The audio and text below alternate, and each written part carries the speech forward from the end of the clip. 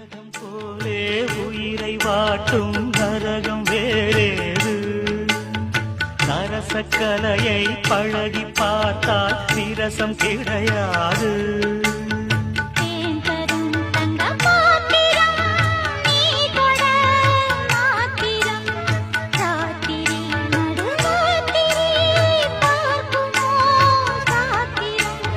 கவிதை